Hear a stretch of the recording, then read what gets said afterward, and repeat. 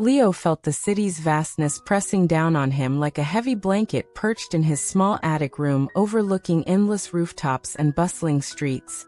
Loneliness was his constant companion. His parents worked long hours, and the other children moved too fast, their laughter echoing just out of reach. He spent hours watching the world stream by his window, a silent observer adrift in a sea of noise and motion, yearning for a connection that felt perpetually out of grasp. The city lights below seemed like distant stars, beautiful but impossibly far away, mirroring the warmth he craved but couldn't quite touch within the crowded streets one rainy afternoon.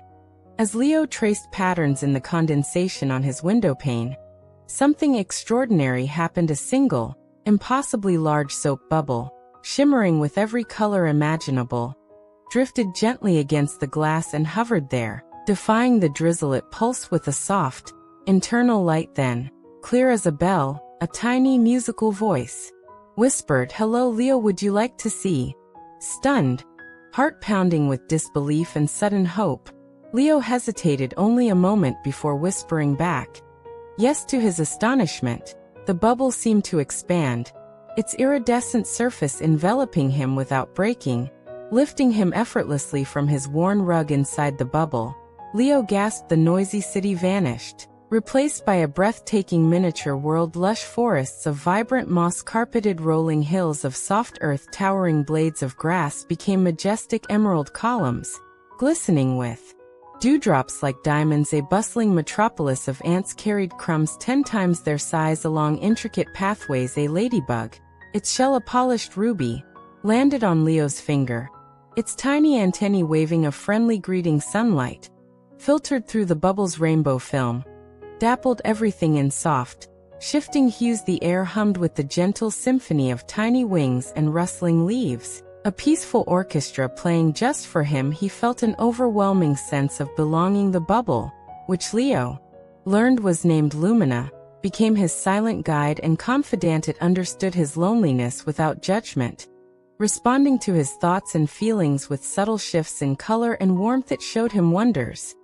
a spider weaving a web of impossible intricacy, catching the morning sun like spun silver, a family of field mice tucked warmly in a thistledown nest, a single, perfect wildflower blooming defiantly in a crack of miniature stone. Lumina carried the scent of rain-washed earth and sweet clover. One quiet evening, as they drifted above a tiny, mirror-still pond reflecting 1,000 stars, Lumina pulsed softly, and Leo heard a faint, familiar melody. A euro, the lullaby his mother used to hum. Tears welled in his eyes, not of sadness, but of a profound, unexpected comfort. Their adventures filled Leo with a joy he'd forgotten. He laughed as Lumina danced on playful breezes, soared over miniature canyons carved by forgotten raindrops, and rested in the gentle cup of a buttercup. He shared his deepest thoughts, his fears of never finding friends, his quiet wishes, his memories, and Lumina absorbed them all,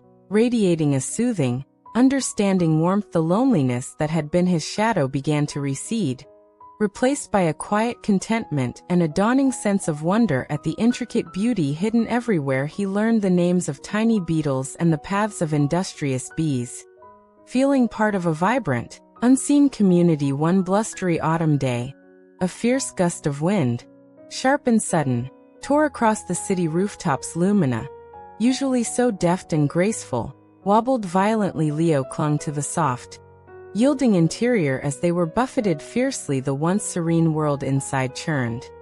Delicate moss forests flattened.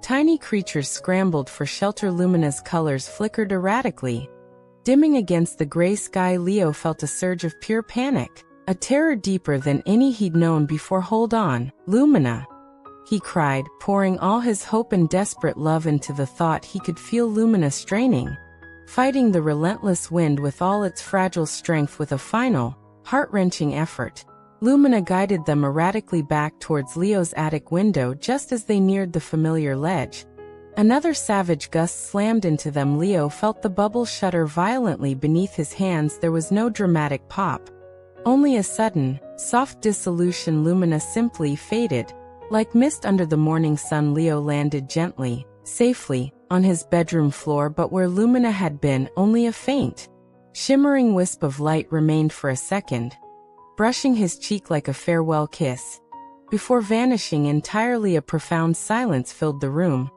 Heavier than before, Leo sat amidst his ordinary things, the vibrant world gone, replaced by the familiar gray walls. A deep ache settled in his chest, a hollow space where wonder had lived. Leo cried, great heaving sobs for his lost friend and the vanished world.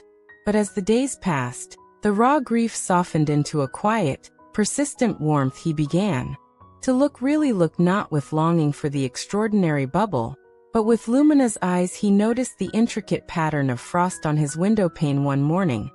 A miniature galaxy of ice crystals. He saw the determined spider rebuilding her web outside his window, strand by patient strand. He heard the complex, cheerful song of a sparrow perched on the fire escape.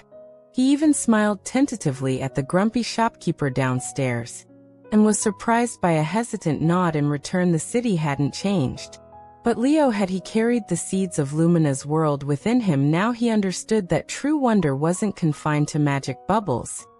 It was woven into the very fabric of the ordinary world, waiting patiently, like a whispered secret, for anyone who took the time to truly see. The loneliness didn't vanish overnight, but it no longer felt like a prison. He had learned to find a world, vast and beautiful, right where he was.